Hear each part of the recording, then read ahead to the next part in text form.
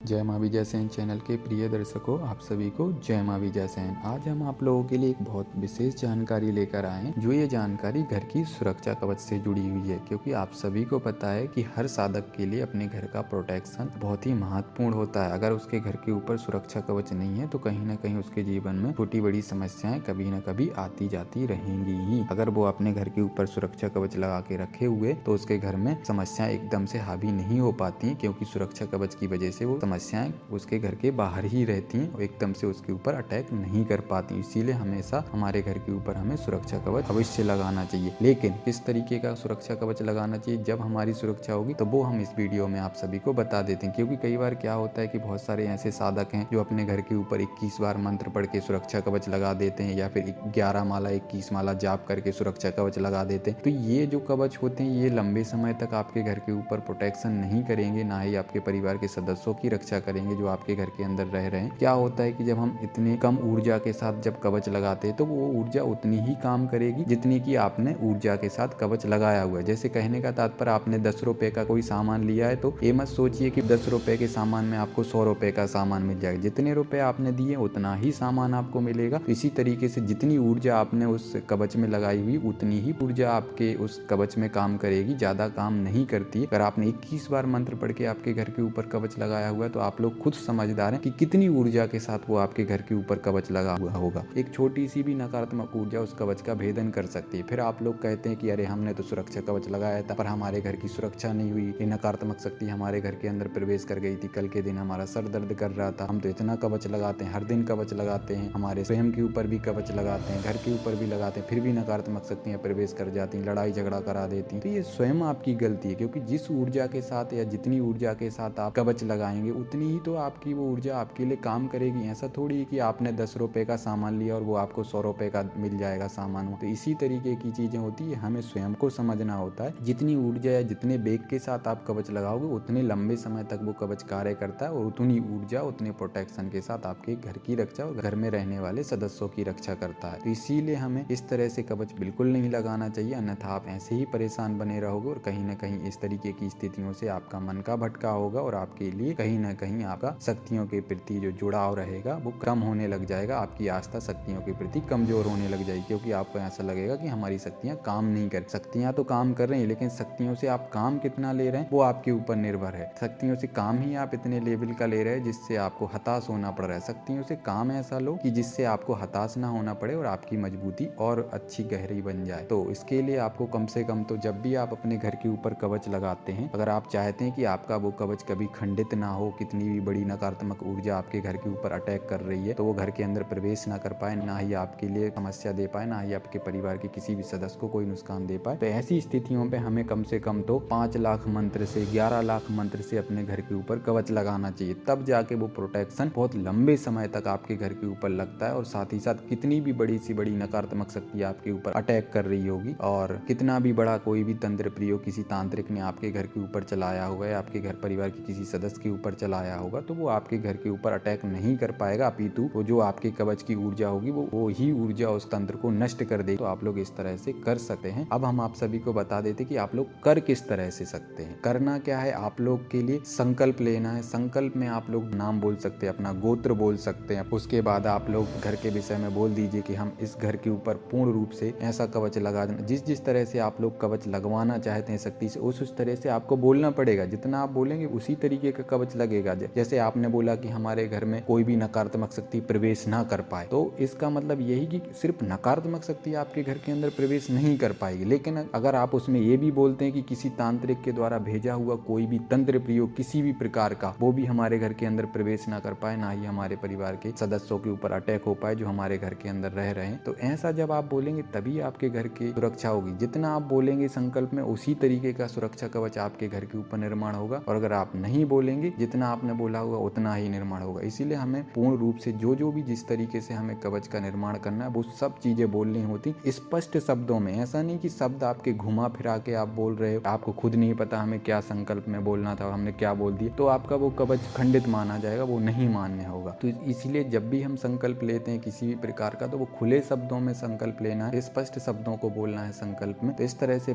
आप संकल्प ले लीजिए और उसके बाद आप नमाण मंत्र का कवच लगाना चाहते हैं, माता काली के किसी मंत्र मंत्र का कवच लगाना चाहते हैं या भैरव बाबा के किसी मंत्र का कवच लगाना चाहते हैं तो 5 लाख मंत्र से कम नहीं करना है, तब जाके आपके घर के ऊपर अच्छे तरीके से प्रोटेक्शन होगा और बहुत उग्र ऊर्जा के साथ आपके घर के ऊपर कवच लगेगा। और अगर आपने चाहा कि हम 1.25 लाख मंत्र से, 51,000 मंत्र से या फिर 21,000 मंत्र से कवच लगाते हैं तो वो ज्यादा लंबे समय तक वो कवच कार्य नहीं करेगा, अपितु धीरे धीरे करके उसकी ऊर्जा स्वतः ही विखंडित हो जाएगी और धीरे धीरे करके आपके लिए फिर से समस्याएं होने लग जाएंगी। इसीलिए हमें जिस तरीके से कवच चाहिए और जितने लंबे समय के लिए चाहिए उतना लंबा जाप करना होता है और उतने उग्र शक्तियों के मंत्रों का जाप करके हमारे घर के ऊपर कवच लगाना चाहिए। तो इस तरह से आप लोग अपने घर के ऊपर कवच लगा सकते हैं। और आने वाली अगली वीडियो में हम आप सभी को एक और बहुत महत्वपूर्ण जानकारी देंगे, तो उस जानकारी के लिए आप लोग इंतजार करिए, क्योंकि कई बार क्या होता है कि हमारे कवच खंडित हो जाते हैं, ज्यादा लंबे समय तक नहीं चलते, जैसा कि हम बता चुके हैं। इतना लंबा जाप करने की भी हमारे पास टाइम नहीं होता कि हम 5 लाख जाप करते रहे हमारे घर की सुरक्षा कवच के लिए। तो ऐसी स्थिति में हम काफी ज्यादा परेशान हो जाते हैं। और अगर हम कम मंत्रों का कवच लगाते, जैसे 21,000, 11,000 या 21 बार पढ़ के मंत्रों को हमारे घर के ऊपर फूंक मार देते हैं, तो वो कम ऊर्जा का कवच लगता है, तो जिस वजह से वो ज्यादा लंबे समय तक नहीं टिक पाता और वो परेशानी हमारे जीवन में कंटिन्यू बनी रहती। तो आने वाली वीडियो में हम यही जानकारी आप सभी को देने वाले हैं कि